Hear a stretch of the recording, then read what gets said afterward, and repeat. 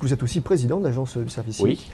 À ce titre-là, on a plusieurs questions à vous poser, notamment sur une promesse de François Hollande qui a annoncé en début d'année qu'il souhaitait la création de 35 000 nouvelles missions en 2014.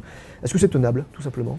Alors, c'est pas 35 000 nouvelles missions, c'est qu'il y ait 35 000 jeunes qui passent au service civique en 2014, dont 23 000 nouvelles missions. Alors j'explique parce que le service civique, les missions, c'est entre 6 mois et 8 mois en moyenne. Donc il y en a qui ont commencé leur mission au mois de novembre. Ceux-là, ils la finiront à l'été.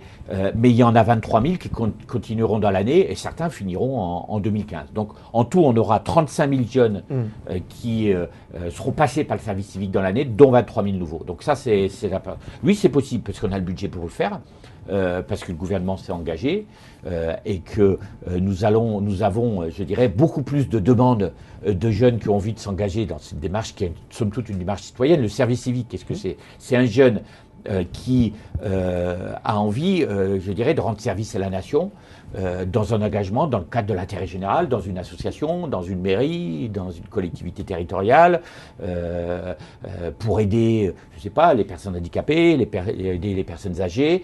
Alors, il y a deux intérêts. Hein. C'est d'abord, je rends service à la nation.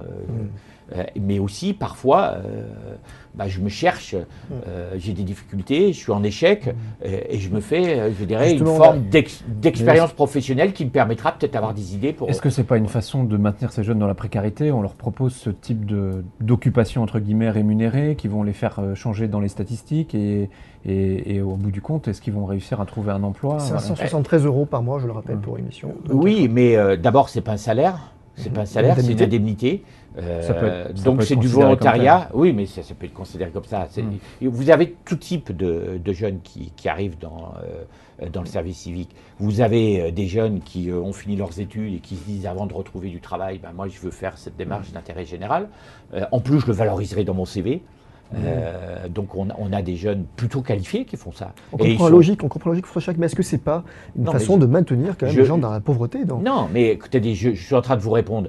C'est le jeune qui choisit. C'est le jeune qui choisit. Est-ce qu'il a vraiment le choix? J'ai des jeunes qui ont le choix. Il y a des jeunes qui ont le choix. Il y a des jeunes qui font... Vous avez une vision du jeune qui est inévitablement une démarche pour avoir de l'argent pour s'en sortir. Non, on a l'impression, dans certains témoignages, que c'est aussi une forme de palliatif. Oui, c'est pour ça que mais il ne faut pas être naïf. Il ne faut pas être naïf. Dans une période de chômage, c'est une question aussi de ce type. Mais l'intérêt, c'est que cette mission, c'est quelque chose qui soit utile, d'une part pour le pays, mais utile pour le jeune. Utile pour le jeune.